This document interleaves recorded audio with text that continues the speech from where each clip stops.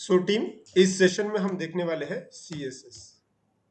CSS का मतलब होता है कैस्केडेड स्टाइल शीट। ठीक है। अब मेन पर्पस ये है कि इसका यूज क्यों किया जाता है।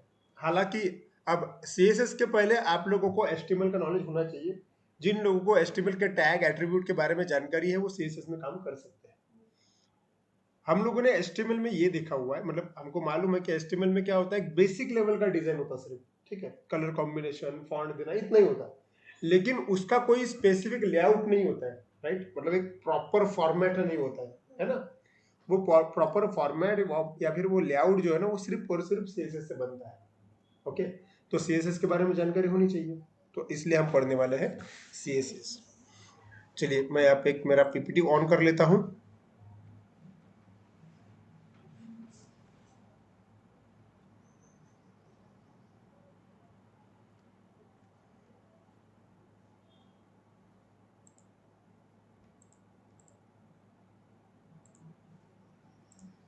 ओके, अब यहाँ पे देखो, सीएसएस का मतलब होता है कैस्केडिंग स्टाइल शीट। और मैं आपको मेन पर्पस बताऊं तो सीएसएस जो है ना, वो लेआउट बनाने के लिए इस्तेमाल होता है। आप कोई भी वेबसाइट इमेजिन कर लीजिए, कोई भी वेबसाइट, हर वेबसाइट का अपना एक फॉर्मेट होता है, बराबर। उसका लोगो एकदम प्रॉपर जगह पे, हेडर एकदम सही जगह पे, प्रॉपर जगह पे ही मेनू बार मिलेगा आपको, कंटेंट भी एकदम सही मिलेंगे। ये लेआउट डेवलपमेंट जो सीएसएस में होता है। एचटीएमएल में सिर्फ क्या होगा, डिजाइन होगा, सिर्फ दिखेगा। लेकिन उसका अगर प्रॉपर अरेंजमेंट करना है तो आपको नॉलेज होना चाहिए सीएसएस का। तो सीएसएस इतनी जगह पे यूज होता है, और क्यों यूज होता है देखिए। CSS save the time, save time save करता है। मतलब कैसे, देखिए एचटीएमएल में क्या होता है, डिजाइनिंग का कोड और मेन जो एचटीएमएल का कोड है वो एक ही पेज में लिखा करते हैं। सीएसएस में ऐसा नहीं है, आप उसी पेज में भी लिख सकते हो या फिर अलग पेज में भी मेंटेन कर सकते हो। सेकंड नंबर जो है, पेज लोड फास्टर। सीएसएस जब तुम कोई पेज के अंदर इंक्लूड करते हो तो वो पेज फास्ट लोड होता है। क्यों? क्योंकि जो डिजाइन वाला पार्ट है वो कंप्लीटली हम सेपरेट लिखते हैं, और एचटीएमएल वाला पार्ट एक ही जगह पे होता है। ठीक है, इसलिए क्या होता है कि वो लोड फास्ट होता है। नॉर्मली क्या हो रहा है, अभी एचटीएमएल का अगर आपने कोई कोड लिखा, उसमें आप कलर कॉम्बिनेशन दे रहे हो, उसमें इमेज भी दिखा रहे हो, तो जाहिर सी बात है कोड बढ़ेगा ना। कोड बढ़ेगा तो फिर उसको टाइम ज्यादा लगेगा। वही अगर आपने वो डिजाइन वाला पार्ट कहीं और जगह पे लिखा, तो जाहिर सी बात है पेज फास्ट लोड होगा। तो और जगह पे मतलब कहाँ पे, तो सीएसएस के अंदर लिखना पड़ता है, उसकी फाइल होती है अलग से। ठीक है। Third, easy maintenance. मतलब कोई फॉल्ट भी आता है लेआउट में तो आपको पूरे कोड को चेक करने की जरूरत नहीं, सिर्फ सीएसएस की फाइल को देख के आप सॉल्व कर सकते हो उसको। फोर्थ नंबर देखिए, फोर्थ नंबर का पॉइंट सबसे ज्यादा इंपॉर्टेंट है जिसके लिए सीएसएस यूज होता है, responsive design and multiple device compatibility. ये सबसे इंपॉर्टेंट चीज है। क्यों? देखिए, मान लीजिए कि मैं किसी लैपटॉप पे मेरा वेबसाइट बना रहा हूँ और मेरे लैपटॉप की स्क्रीन है सपोज 15.6 इंच। ठीक है, लेकिन जरूरी नहीं है ना कि जो लोग उस वेबसाइट को देख रहे हैं वो सेम टू सेम उसी रेजोल्यूशन में देखें। नहीं, क्योंकि वेबसाइट जो है 99% लोग मोबाइल पे देखते हैं। मोबाइल का स्क्रीन और लैपटॉप का स्क्रीन में जमीन आसमान का अंतर है। ठीक है, तो जरूरी नहीं है कि आपके अगर लैपटॉप में सही वेबसाइट दिख रही है तो आपको मोबाइल में भी दिखेगी। लेकिन आजकल आपने देखा होगा कि वेबसाइट अगर बड़ी है और जब आप मोबाइल में ओपन करते हो तो वो ऑटोमेटिक एडजस्ट हो जाती है, उसको रिस्पॉन्सिव बोलते हैं। तो वो जो रिस्पॉन्सिव डिजाइन है वो कहाँ में बनता है, सीएसएस में बनता है। विदाउट सीएसएस ये रिस्पॉन्सिव डिजाइन होता नहीं। रिस्पॉन्सिव डिजाइन करने के लिए आपको दो चीजों की जरूरत होती है, एक होती है सीएसएस और दूसरा होता है बूटस्ट्रैप। ठीक है, चलिए तो अपन फोकस कर रहे हैं सीएसएस पे। और फोर्थ है, सॉरी फिफ्थ है, ग्लोबल वेब स्टैंडर्ड। एक्चुअली ये ग्लोबली एक्सेप्टेड है, हर सर्वर पे ये काम करेगा। ऐसा जरूरी नहीं कि भाई जावा के प्रोजेक्ट में चल रहा नहीं, डॉटनेट के प्रोजेक्ट में चल रहा है, पाइथन के प्रोजेक्ट में नहीं चल रहा, ऐसा नहीं होगा। कुछ चलेगा तो हर जगह चलेगा, और हर सर्वर पे वो कंपेटेबल होता है। ठीक है, ये आपको ध्यान में रखना। क्लियर? तो ये सारे हैं सीएसएस के यूज, और वो सारे ये जो यूजेस है वो प्रोजेक्ट में बहुत ज्यादा बेनिफिट प्रोवाइड करते हैं, इसलिए प्रोजेक्ट में सीएसएस होता है। ठीक है, ओके। अब सीएसएस के अलग अलग टाइप होते हैं। देखिए स्क्रीन पे, टाइप ऑफ सीएसएस, दो इंपॉर्टेंट टाइप होते हैं सीएसएस के। एक होता है इनलाइन सीएसएस और दूसरा होता है एक्सटर्नल सीएसएस। देखो आसान लैंग्वेज में समझाता हूं मैं। इनलाइन सीएसएस का मतलब होता है पेज के अंदर, जो जिस पेज पे आप एचटीएमएल का कोड लिख रहे हो उसी पेज के अंदर आपने CSS का भी कोड लिखा तो वो हो गया इनलाइन CSS, ठीक है। और दूसरा होता है एक्सटर्नल CSS, जिसका मतलब ये होता है कि आप अलग से कोई फाइल मेंटेन करो और उसके अंदर सिर्फ और सिर्फ CSS का कोड रहेगा, ये हो गया एक्सटर्नल CSS। तो इन दोनों ही में से सबसे ज्यादा जो यूज होता है वो होता है एक्सटर्नल CSS। क्यों? क्योंकि हमने अभी भी देखा CSS का कोड अलग निकलने का फायदा है, पेज लोड फास्ट होगा, ठीक है, मोबाइल कंपेटेबिलिटी इजी रहेगा, मेंटेनेंस के लिए इजी रहेगा, कोई अगर फॉल्ट आएगा तो जल्दी सॉल्व किया जा सकता है।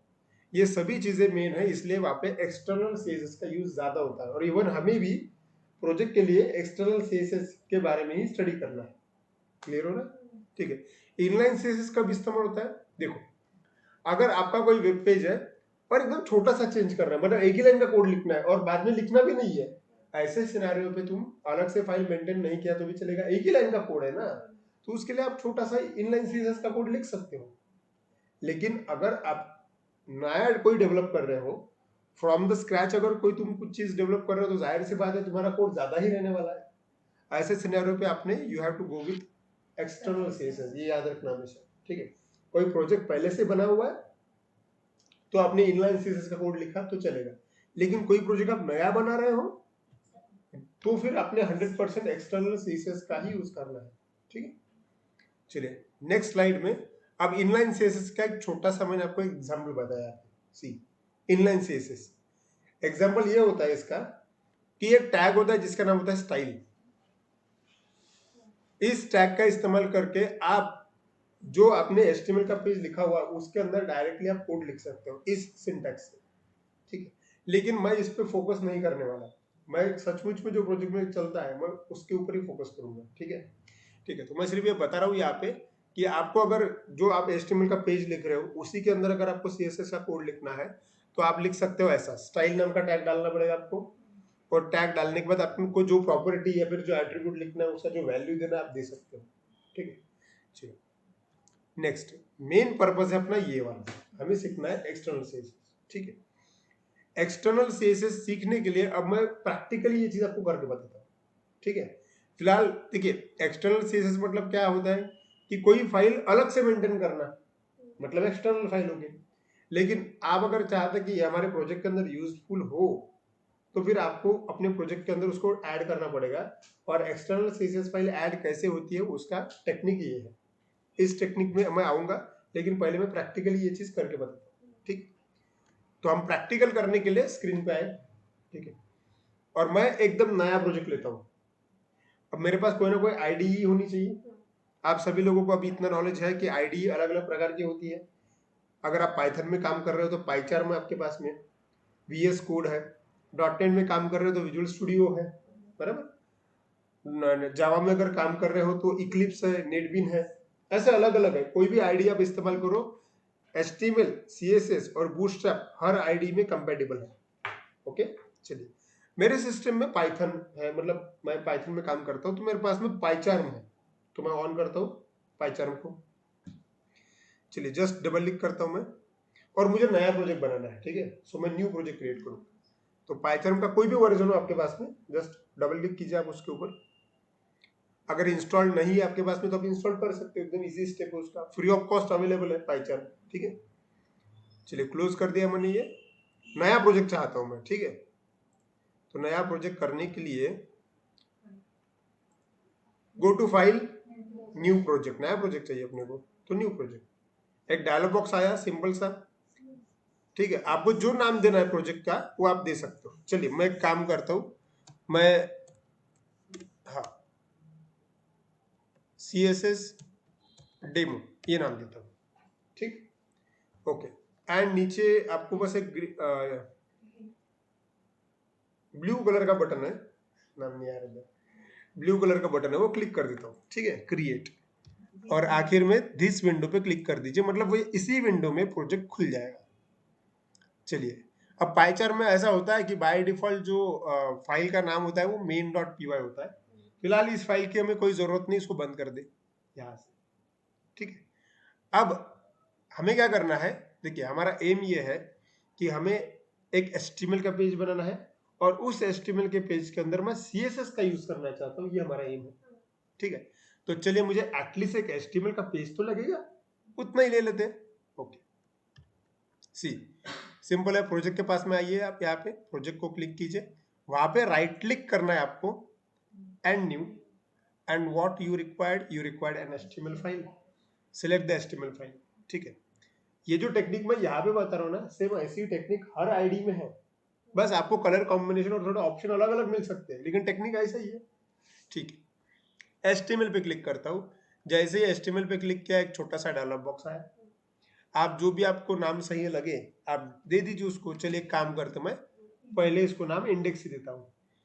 एक्सटेंशन, मुझे आदत है हर बार एक्सटेंशन देने की, तो मैं .html लिखता हूँ, एंड एंटर। और आपको ये मालूम ही होगा कि बाय डिफॉल्ट स्ट्रक्चर वो प्रोवाइड कर देता है। ये जो स्ट्रक्चर आपको दिख रहा है वो एक सिंपल HTML का स्ट्रक्चर है। ओके, ठीक, चलिए ये सिंपल एक HTML का वेब पेज मुझे मेरे सामने दिख रहा है। चलिए मान लीजिए कि मैं यहाँ पे लिखता हूँ वेलकम, ठीक है, और नीचे जो बॉडी लिखी हुई है उसमें एक वर्ड मैं ऐड कर देता हूँ। चलिए मैं H1 लेता हूँ, H1 टैग आप सबको पता है हेडिंग टैग है, और इसमें लिखता हूँ मैं वेलकम टू लक्ष्य। ठीक है, ठीक है, आप सबको इतना नॉलेज होगा कि भाई जब मैं इसको रन करूंगा तब एक वेब पेज दिखेगा, उसके अंदर एक हेडिंग दिखेगा, वेलकम टू लक्ष्य IT। करेक्ट, चलिए इसको रन करके देखते हैं। आपको पता है कि माउस मूव करते बराबर यहाँ पे ब्राउजर का ऑप्शन आता है, आपने बस वहां पे क्लिक कर देना। मैंने क्रोम सेलेक्ट किया तो मेरे क्रोम में ये कुछ भी आउटपुट आया हुआ है। ठीक है, अब करना यह है कि मुझे CSS का यूज कर रहे हैं इसके अंदर।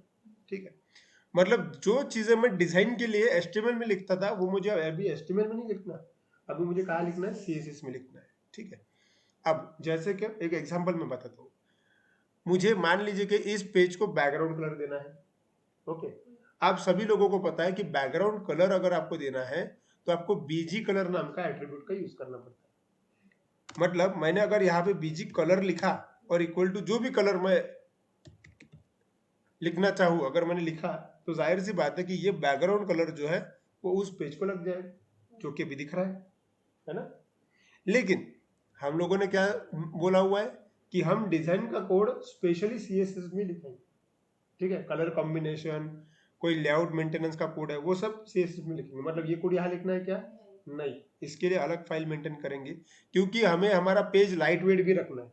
जितना कम पेज रहेगा कोड में उतना फास्ट एग्जीक्यूट होगा, जितना ज्यादा कोड रखोगे उतना वो वेबसाइट स्लो होगा। ठीक है, चलिए तो ये यहाँ पे लिखेंगे नहीं, कहाँ करना है ये काम, CSS में कर रहा है। CSS जैसे आपके दिमाग में है कि हाँ CSS में करना है, तब तुम्हारे पास में दो ऑप्शन आने चाहिए। CSS यूज करने के तरीके दो है, इनलाइन CSS है और एक्सटर्नल CSS है। हम लोग पूरा प्रोजेक्ट खुद मन से बना रहे हैं, तो जाहिर सी बात है मैं चूज करूंगा एक्सटर्नल CSS का। करेक्ट है, चलिए एक्सटर्नल CSS का मतलब होता है कि अलग से CSS की फाइल बना के रखो और उसके अंदर कोड ऐड करो। डन, चलिए करके देखते हैं। मतलब अभी हमें एक्सटर्नल CSS फाइल बनाने की जरूरत है। अगर आपको CSS की फाइल बनानी है तो आप अलग से फाइल यहाँ पे ऐड कर सकते हैं। अब मैं शुरू से ही आपको प्रोजेक्ट स्ट्रक्चर कैसा होता है मैं बताता हूँ, उसके रूल्स क्या होते हैं।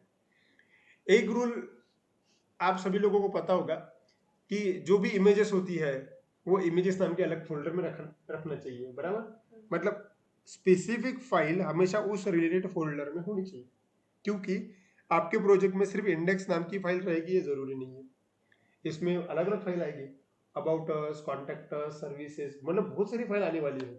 ऊपर से तुमने तुम्हारी CSS की कोई फाइल अगर बाहर ही रख दी तो क्या हो जाएगा, वो कचरा हो जाएगा, गड़बड़ हो जाएगी। स्ट्रक्चर देखते बराबर समझ में आना चाहिए कि कौन सी चीज कहाँ रखी हुई है, इसलिए उसको प्रॉपर फॉर्मेट में होना चाहिए, बराबर। जैसे कि घर पे अपनी आई जो है हर डब्बा अपनी जगह पे रखती है बराबर, ताकि उसको पता रहे कि कौन से डब्बे में क्या रखा हुआ है, सेम वैसा ही यहाँ पे है।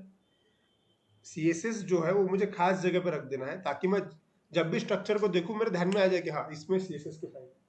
मतलब मैं एक फोल्डर की बात कर रहा हूँ, हम एक फोल्डर बनाएंगे अलग से और उसके अंदर हमारे CSS की फाइल ऐड करेंगे। और ये रूल आपको ध्यान में रखना है, आगे चल के हो सकता है कि आप बूटस्ट्रैप में काम करें, हो सकता है आप जावास्क्रिप्ट में काम करें, तब भी वैसे ही करना पड़ेगा, अलग फोल्डर और उसके अंदर उसके रिलेटेड फाइल्स। क्लियर, ठीक है, करें, एक फोल्डर बनाते हैं। चलो फोल्डर बनाना है, आसान है, जूम करता हूँ मैं उस साइड पे। ठीक है, देखिए right click, new, and I want a folder means directory. Directory पे क्लिक कीजिए। सिस्टम पूछ रही है कि किस नाम से डायरेक्टरी बनाना है। डायरेक्टरी का मतलब होता है फोल्डर। भाई मुझे ना CSS नाम से ही फोल्डर बनाना है और उसके अंदर मैं मेरी फाइल रखूंगा। क्लियर? ठीक है, तो जस्ट मैंने CSS लिखा और एंटर हिट कर दिया। जैसे एंटर हिट किया होगा, यहाँ पे देखिए CSS नाम का फोल्डर बन गया, ब्लैंक है अभी, उसके अंदर कुछ भी नहीं है। ठीक है, अब मुझे मेरी CSS की फाइल इसके अंदर बनानी है। ठीक है, और मुझे अगर डिजाइनिंग के रिलेटेड कोई भी काम होगा तो मैं इसी फोल्डर के अंदर ही करूंगा अभी। ठीक है, ओके। सो क्या करना पड़ेगा, फाइल इसके अंदर बनानी है। उसके अंदर अगर फाइल बनानी है तो उसके फोल्डर के ऊपर राइट क्लिक कीजिए, न्यू, एंड जो भी फाइल चाहिए वो आपको CSS फाइल चाहिए वैसे तो मुझे, लेकिन अब आप यहाँ पे देख रहे होगे कि CSS नाम की फाइल का ऑप्शन ही नहीं है। यहाँ पे पाइथन फाइल है, यहाँ पे HTML फाइल है, बाद में ये रिसोर्स कुछ तो भी है, पाइथन पैकेज है, डायरेक्टरी है, फाइल नहीं है CSS का। ऐसे समय पे आप फाइल ऑप्शन चूज कर सकते हो, ये वाला ऑप्शन इतना पावरफुल है कि आप जो भी फाइल का जो भी एक्सटेंशन दोगे ना वो वाली फाइल वो क्रिएट कर देगा। ठीक है, चलिए मैं क्लिक करता हूँ फाइल पे, और जैसे ही फाइल पे क्लिक किया तो सिस्टम पूछ रहे कि किस टाइप का फाइल चाहिए बताइए। तुम्हें जो नाम लिखना है वो आप लिख सकते हो, उसको जो एक्सटेंशन देना है वो देख सकते हो, बराबर सिस्टम उसी प्रकार की फाइल क्रिएट करके दे देगी। ठीक है, चलिए मुझे CSS की फाइल चाहिए। अब मेरे पास में ऑप्शन है यहाँ पे कि मैं CSS ये नाम भी दे सकता हूँ। ओके, लेकिन मैं CSS जानबूझ के नाम नहीं देना चाहता, क्योंकि मैंने क्या किया हुआ है, फोल्डर का नाम पहले CSS दिया हुआ है और फाइल का नाम भी CSS दूंगा तो आगे चल के मुझे कंफ्यूजन होने लगेगा। ठीक है, तो मैं इसका नाम कुछ भी अलग रखता हूँ। तो नॉर्मली जो CSS फाइल होती है ना उसका एक टेक्निकल नाम होता है जिसको बोलते हैं स्टाइल शीट। क्या बोलते हैं? Style sheet. ठीक है, तो मैं वही नाम रखता हूँ, मुझे ऑलरेडी पता है। हाँ, आप अपनी मर्जी से कोई भी नाम रख सकते हो, कोई प्रॉब्लम नहीं। ठीक है, ओके, लेकिन मुझे वो नाम पता है, मैं लिखता हूँ स्टाइल शीट। लिखने का तरीका देखिए, दोनों ही एस जो है मैंने कैपिटल। ठीक है, और जब भी आप न्यू फाइल बनाए उसको उसका एक्सटेंशन जरूर देना। ठीक है, नहीं तो सिस्टम नहीं समझ पाएगी कि कौन सी फाइल बनानी है। मुझे पता है कि मुझे CSS की फाइल चाहिए थी, इसलिए मैंने स्टाइल शीट डॉट CSS ये लिखा एंड जस्ट एंटर। जैसे ही एंटर करूंगा सीधा चेंज। यहाँ पे देखिए चेंज क्या हुआ है, CSS का फोल्डर है और उसके अंदर क्या है, स्टाइल शीट डॉट CSS, और इसका आइकॉन देखिए, मतलब वो बता रहा है कि ये भाई CSS की फाइल है। That's it. ठीक है, यहाँ पे आए और ये फाइल भी ओपन अभी ये ब्लैंक है फिलहाल की कंडीशन में। चलिए, मतलब मेरे पास क्या क्या ऑप्शन है देखिए। अभी मेरे पास मेरा इंडेक्स पेज है जो मेरा HTML का कोड मैनेज करेगा, और मेरे पास मेरे प्रोजेक्ट के लिए CSS की फाइल है जो मेरा स्पेशल डिजाइन का कोड हैंडल करेगा। ठीक है, ओके। अब मैं चाहता ये हूँ कि जिस प्रकार से ये जो बैकग्राउंड कलर है, बैकग्राउंड कलर का कोड देने के लिए मुझे यहाँ लिखना पड़ा, BG कलर ऐसा लिखना पड़ा, बराबर। लेकिन हमने क्या डिसाइड किया कि डिजाइनिंग का कोई भी कोड हम कहाँ लिखेंगे, CSS फाइल में, तो यहाँ लिख लेते हैं वो। ठीक है, तो CSS का फायदा ये है कि आप कलर कॉम्बिनेशन किसी का भी चेंज कर सकते हो। अब तक क्या आपने देखा होगा कि जो H1 टैग है, ये वाला देखिए H1 टैग, जब भी तुम लोगों ने H1 टैग लिया उसने हमेशा ब्लैक कलर में ही दिया आउटपुट, उसने कभी कलरफुल आउटपुट नहीं दिया। और ना ही तुम लोग यहाँ पे उसका कलर चेंज कर सकते हो, उसका कलर चेंज किया जा सकता है बट बाय यूजिंग CSS। मतलब कौन से टैग ने कैसा काम करना चाहिए वो भी आप यहाँ पे डिफाइन कर सकते हो। समझ में आ रहा है? ठीक है, मान लीजिए कि मुझे क्या करना है, जो बॉडी है, जैसे कि यहाँ पे देखिए ये जो बॉडी है ना, मैं चाहता हूँ कि बॉडी का कलर CSS के अंदर से डिसाइड हो। ये करने के लिए मुझे सिर्फ उस टैग का नाम लिखना पड़ेगा, बहुत आसान है ये। जिस टैग के भी ऊपर काम करना है उसका सिर्फ नाम लिखिए, enter, opening bracket and closing bracket, that's it. और जो भी मतलब बॉडी में क्या होना चाहिए उसका कोड आपको यहाँ लिखना पड़ेगा। ठीक है, अभी फिलहाल मुझे सिर्फ बैकग्राउंड कलर के बारे में ही सोच रहा हूँ, इसलिए मुझे इतना पता है कि भाई बैकग्राउंड कलर जो है वो बॉडी का एट्रीब्यूट है, बराबर। तो इसलिए मैंने वहां पे बॉडी लिया। और आपको ध्यान में रखना पड़ेगा हमेशा कि स्टाइल शीट में कोड जब आप लिखते हो तो ओपनिंग ब्रैकेट और क्लोजिंग ब्रैकेट के भीतर लिखना पड़ता है। ओके, ये रूल है, ठीक है। सो अब यहाँ पे आपको जो सही लगे, आपको जो एट्रीब्यूट देना है आप दे सकते हो। आपको क्या चेंज करना है, हमें बैकग्राउंड कलर चेंज करना है, ठीक है। तो आप बोलेंगे कि सर मैं यहाँ पे भी बीजी कलर लिखता हूँ, लेकिन बात ऐसी है CSS और HTML इनके एट्रीब्यूट्स में थोड़ा फर्क है, मतलब कुछ चीजों में फर्क है। जैसा कि बीजी कलर जो है ये एट्रीब्यूट HTML के अंदर है, लेकिन यहाँ पे उसका नाम बदल गया है। यहाँ पे उसका नाम है बैकग्राउंड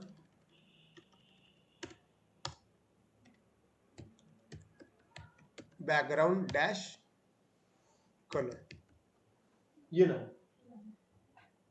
इतनी कुछ चीजें आपको पता होनी चाहिए। जैसे हम CSS में आगे बढ़ेंगे कुछ नए नए टैग्स, नए नए एट्रीब्यूट आते रहेंगे, ठीक है। तो क्या है उसका नाम, बैकग्राउंड कलर, ठीक है। और जब भी आपका मतलब वो लिखना खत्म हो जाए, जैसे कि बैकग्राउंड कलर, और जो भी वैल्यू देना है हम वैल्यू देते। यहाँ पे वैल्यू देने का तरीका है, अगर आपको वैल्यू देनी है, नॉर्मली हम वैल्यू कैसे देते, इक्वल टू से देते, ऐसा लिखते ना, BG colour equal to colour जो भी है वो। CSS के अंदर अगर आपको वैल्यू देनी है तो आपको इक्वल टू ना लिखते हुए वहां पे कोलन लिखना पड़ता है। कुछ रूल्स हमें पता होने चाहिए, वो मैं आपको बता दे जा रहा हूँ, ठीक है। और उसके बाद में आपको जो भी कलर दे रहा है उस कलर का नाम, मान लीजिए कि मुझे रेड कलर देना है तो मैं रेड लिखूंगा, जो भी आपको कलर सही लगे वो, ठीक है। ओके, चलिए मान लीजिए कि मैंने ऐसा लिख के छोड़ दिया हो, और जब भी अपना एक लाइन कंप्लीट हो जाए तो याद से लाइन कंप्लीट होने के बाद में सेमीकोलन लगाना बहुत जरूरी है, क्योंकि कुछ प्रोग्रामिंग के रूल्स यहाँ पे फॉलो करना जरूरी है, ठीक है।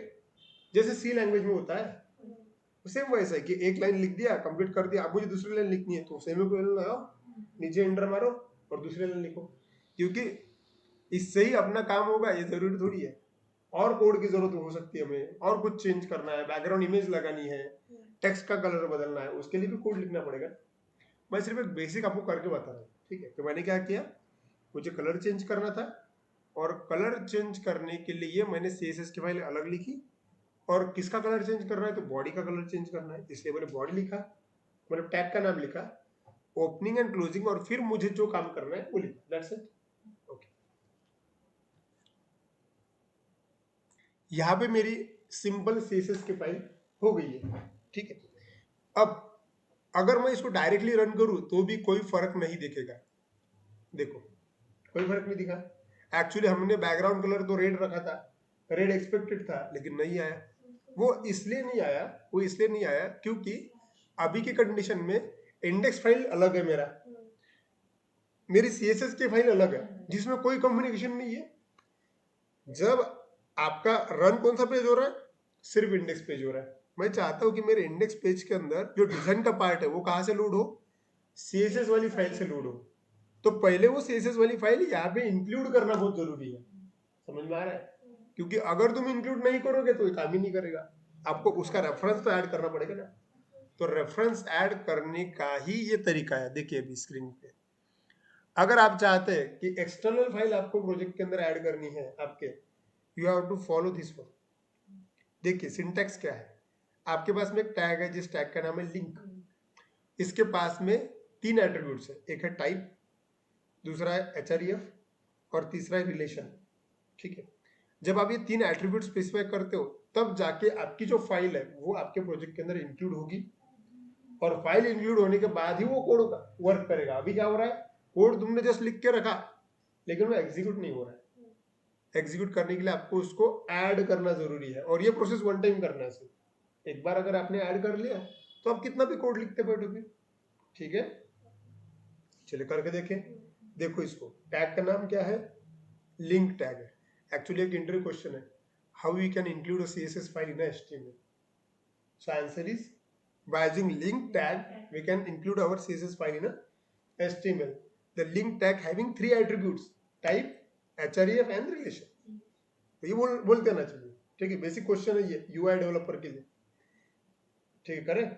अच्छा, यहाँ पे और एक नोट आपको दिख रही है, नोट देखिए, नोट क्या लिखे हुआ है स्क्रीन पे, should be added in a head tag. मैंने आपको मतलब आपको मालूम होगा, बहुत पहले बताया था, हेड टैग जो है कुछ तो भी ऐड करने के लिए बना हुआ है, इंक्लूड करने के लिए। अगर आपको कोई भी एक्सटर्नल फाइल ऐड करनी है, चाहे वो CSS हो, बूटस्ट्रैप हो, जावास्क्रिप्ट हो, कोई भी बाहर की फाइल हो, अगर आपको ऐड करनी तो कहाँ ऐड कर सकते हैं आप? हेड टैग के अंदर। अभी हमारी CSS फाइल है, इसको ऐड करना है, कोड लिखना पड़ेगा, तो ये कहाँ लिखना पड़ेगा? हेड टैग के अंदर। चलिए चलते फिर हेड टैग के अंदर। ओके, वापस आता हूं मैं मेरे आईडी में, यहाँ पे आया, चलिए मेरा हेड टैग है, यहाँ पे एंटर लगाया, जगह बना ली थोड़ी, लिखते हैं हमारा कोड। क्या करना है हमें? लिंक टैग है, स्पेस, फिर क्या है? टाइप इक्वल टू, किस टाइप की फाइल है वो? टेक्स्ट और CSS फाइल है, बराबर। चलो स्पेस, फिर क्या है? HREF नाम का टैग था। HREF इसके पहले देखा हुआ है अपन ने। हाइपरलिंक एंकर टैग था, उसमें किस पेज के ऊपर जंप करना है, मतलब फाइल का नाम देते हैं। यहाँ भी वो ऐसा ही है, HREF से फाइल कहाँ पे है इतना बताना होता है, ठीक है। चलिए, तो फाइल कहाँ पे है वो बताते हैं। एक्चुअली फाइल पहले तो CSS नाम का फोल्डर है, और उसके अंदर स्टाइल शीट डॉट CSS इस नाम से है, बराबर, करेक्ट है। चलिए स्पेस, अब सिस्टम को ये बताना पड़ता कि इसका रिलेशन क्या है, कहाँ से रिलेटिव है, या फिर रिलेशनशिप क्या है इसका। तो रिलेशन इक्वल्स टू, कई सारी प्रकार का रिलेशन होता है, कई सारी फाइल की फाइल बहुत है, ठीक है। तो हमारी क्या है? स्टाइल शीट, ठीक है। तभी जाके उसको समझेगा कि हाँ ये CSS फाइल है। आपने अगर ये मिस कर दिया तो फाइल इंक्लूड नहीं होगी। क्लियर? ठीक है, सेव किया। अब देखिए, ये था हमारा सिंटैक्स, इस सिंटैक्स को फॉलो किया मैंने, और ये वाला कोड लिखा। ये सिर्फ वन टाइम लिखना है, एक बार अगर ये ऐड हो गया, दैट्स इट। सेव किया, अब मैं रन करके देखता हूं। देखिए, अब आपको वहां पे बैकग्राउंड कलर रेड दिख रहा है, थोड़ी देर पहले नहीं था। अब उसने रेड कैसे कह लिया? क्योंकि जब ये रन हो रहा था, HTML का ही पेज, लेकिन उसको मिला CSS का पाथ। तो ये CSS की फाइल में गया, यहाँ से उसको क्या मिला कि बॉडी को भाई ये बैकग्राउंड कलर देना है, तो उसने दे दिया, दैट्स इट। मतलब देखिए, बिना बीजी कलर, यहाँ पे बीजी कलर लिखा था तुम लोगों ने? नहीं, तुमने कोड CSS में लिखा हुआ है, फिर भी ये काम किया। क्लियर हुआ है? मतलब अगर आपको ये एक चीज समझ गई है, इसका मतलब हम अभी कई सारे एट्रीब्यूट्स देख सकते हैं। ये सबसे मेन चीज थी कि हम CSS फाइल को बना कैसे सकते हैं और इसको ऐड कैसे कर सकते हैं। क्लियर हुआ? क्योंकि अब CSS की कुछ खास प्रॉपर्टीज होती है, उनको स्टडी करना पड़ेगा। मतलब अभी हमारा मैक्सिमम काम कहाँ पे है? CSS फाइल के अंदर ही काम है अभी हमारा, ठीक है। लेकिन यहाँ तक के पहुंचे कैसे? क्योंकि ये तो बेसिक चीज है, क्योंकि यही नहीं आया तो फिर आगे का कोई मतलब ही नहीं, ठीक है। ओके, तो यहाँ तक के पहुंच गए अपन।